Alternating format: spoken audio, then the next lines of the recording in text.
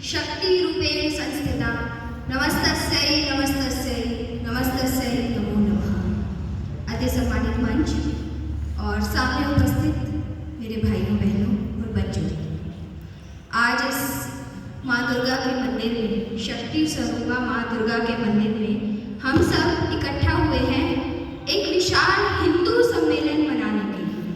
हम सब यहाँ पे आए हैं। हमने सोचा है, अभी भाई साहब ने बताया कि पूरे देश भर में हिंदू सम्मेलन मनाए जा रहे हैं। क्यों आवश्यकता पड़ गई हिंदू सम्मेलन मनाने की?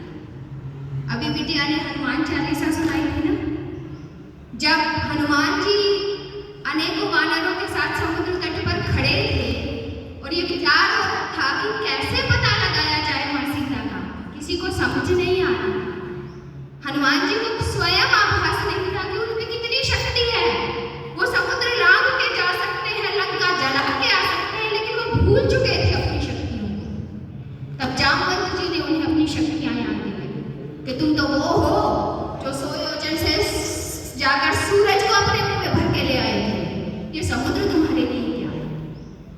तो हिंदू समाज जो है वो हनुमान जी की तरह अपनी शक्तियों को भूल जाता है। इसलिए समय समय पर उसे याद दिलाना पड़ता है। ये जो हिंदू है, ये एक ऐसे स्वर्णिम गौरवशाली शौर्यशाली इतिहास के वंशज हैं जिन्हें आज हमें हिंदू सम्मेलन में याद दिलाने की आवश्यकता पड़ रही है। क्योंकि आज हम देख रहे हैं विश्व में संघर्ष चल रहे हैं, अनेकों देशों में युद्ध चल रहे हैं, लेकिन अपना इतिहास ही भूल जाते हैं। अरे हमारा तो इतिहास ही पूरा संघर्षमय रहा है।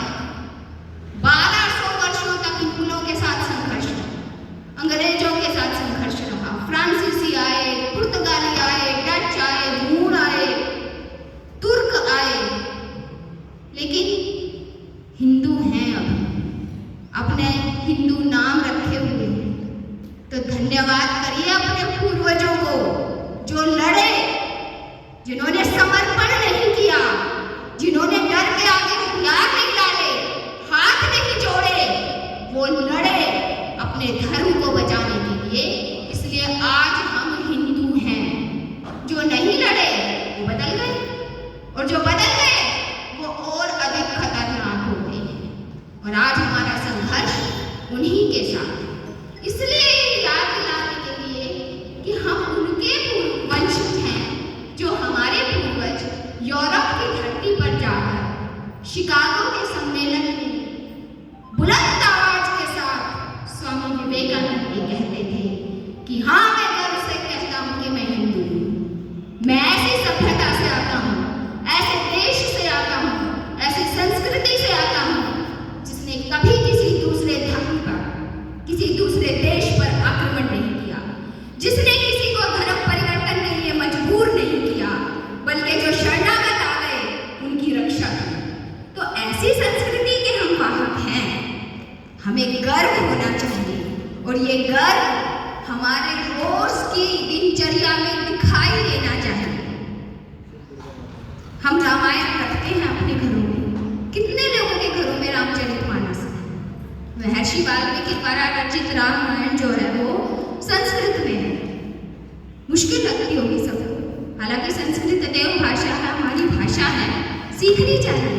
लेकिन तुलसीदास जी द्वारा रचित श्री रामचरितमानस तो बड़ी सरल भाषा में, बड़ी मीठी भाषा में। माताएं बैठी हैं, बहनें बैठी हैं, कितने लोग पढ़ते हैं? किसने पढ़ी? यदि पढ़ी हो तो हमें किसी भी, जो आजकल चल रहे हैं ना, लोग डिप्रेशन में हैं, थेरेपी में जाते हैं, जरूरत ही ना पड़े। सारे प्रश्नों के उत्तर रामचरितमानस और श्रीमद् भगवद गीता में है। जरूरत ही नहीं पड़ी, लेकिन पढ़ता कौन है? जड़ें मजबूत किसकी है? हमें सिखाने की जरूरत नहीं पड़े। अगर हम अपने घर में रामचरितमानस पढ़ें और अपने बच्चों को बताएं कि प्रातःकाल उठकर रघुनाथा, माता पिता गुरु ना वही माथा। प्रातःकाल उठकर श्री राम प्रतिदिन अपने माता पिता और गुरुजनों को प्रणाम करते थे। ये तो हमारी संस्कृति रही है, सिखाने की जरूरत ही नहीं। कितने बोलते, हम छोटे छोटे थे, एक बार मैं बहुत छोटी थी, मंदिर में गई, मैं भिवानी से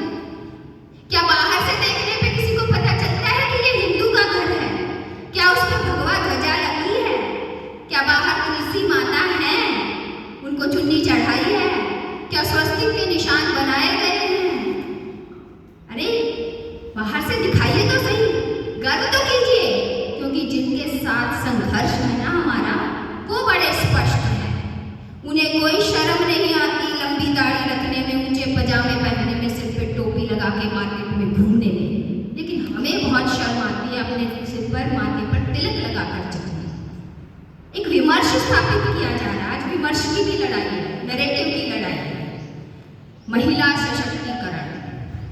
ये एक ऐसा विमर्श है जिसने हमारे देश के परिवारों को तोड़ा है, क्योंकि ये विमेन एम्पावरमेंट, महिला सशक्तिकरण का विमर्श वेस्ट से आया है, जहां पर महिलाओं को 1960 तक वोट देने का अधिकार भी नहीं था।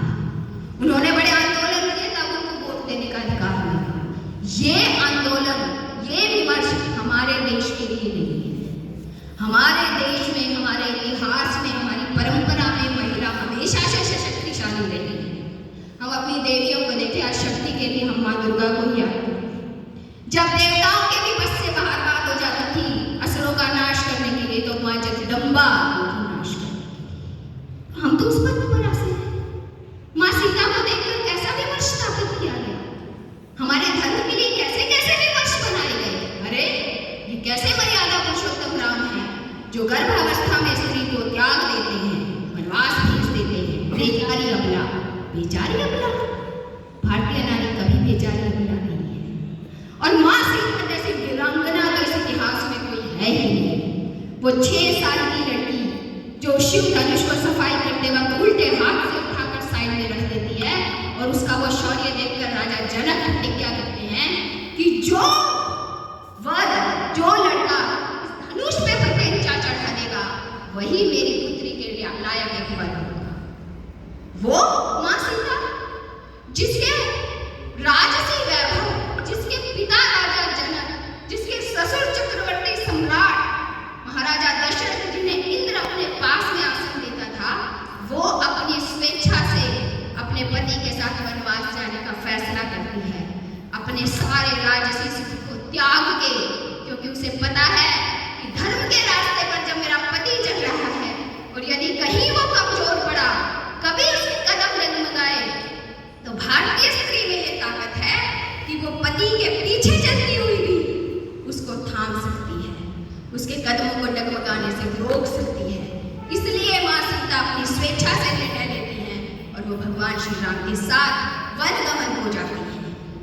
माँ सीता अबला, त्रिलोकी को जीतने वाला रावण, जिसने इंद्र को भी हरा दिया, ब्रह्मांड के राजाओं को हरा दिया, काल को भी उसने बांध के रख लिया, उसके राज्य में अकेली माँ सीता रहती है और उसकी हिम्मत नहीं होती कि वो माँ सीता की तरफ नजर उठा के देख सके। एक तिनके को अपना ओठ का सहारा बनाकर वो रहती है निर्भय। वो अबला है। सोचिए, कल्पना कीजिए कि उस रावण के साम्राज्य में अकेली रहकर आती है और उसकी हिम्मत भी नहीं होती क्योंकि उसकी मर्जी के बिना उनकी तरफ आंख उठाकर तो देख सकती। इससे बड़ी वीरांगना क्या हो। और जब बात समाज में एक संदेश देने की आती है, तब वही होती है जो आज श्री राम को मर्यादा पुरुषोत्तम कहते हैं, तो उन्हें मर्यादा पुरुषोत्तम बनाने वाली माँ सीता है, जो वो श्री राम से कहती है कि एक राजा का कर्तव्य है, यदि प्रजा के मन में कोई संदेह आया है तो उसको दूर करे, चाहे उसे अपने जीवन में कितने ही बड़े संघर्ष से क्यों ना गुजरना पड़े। इसलिए मैं आपसे कहती हूँ कि जब हमें एक ऐसे साम्राज्य की स्थापना करनी है जहाँ धर्म बुलंद रहे, तो मैं स्वयं वन हो जाऊंगी। अपनी इच्छा से वो वन गमन करती है गर्भावस्था के समय पर, और 2 शिशुओं को जन्म देती हैं, और अकेली वो उन शिशुओं का ऐसा लालन पालन करती हैं, इतना स्वावलंबी बनाती हैं, इतना स्वाभिमानी बनाती हैं, शस्त्र शास्त्रों की शिक्षा देती हैं, क्योंकि उन्हें पता है कि युवराज है, इन्होंने कल को जाकर राज संभालना है। वो कोई विक्टिम कार्ड नहीं खेलती, वो कोई पीड़िता होने का स्वांग नहीं रचती कि मेरे साथ ये किया, मेरे साथ वो किया। तो माँ सीता तो बहुत बड़ी वीरांगना है। ये भी वर्ष अपने बच्चों को हम बताते हैं, हमारा दायित्व है। भगवान ने हमें इस हिंदू धर्म में जन्म दिया है। धर्म एक ही है विश्व में, सनातन। बाकी सभी पूजा पद्धति हैं, पंथ है, धर्म नहीं है, क्योंकि धर्म वो होता है जिसे धारण किया जा सके, और वो केवल सनातन। इसी तरह के विमर्श स्थापित करके हमें कमजोर करने की कोशिश की। हमें बताया गया कि अहिंसा परम धर्म है, लेकिन उसके आगे की बात हमें नहीं बताई गई कि अहिंसा का परम धर्म है, लेकिन यदि धर्म की स्थापना के लिए शस्त्र उठाना पड़े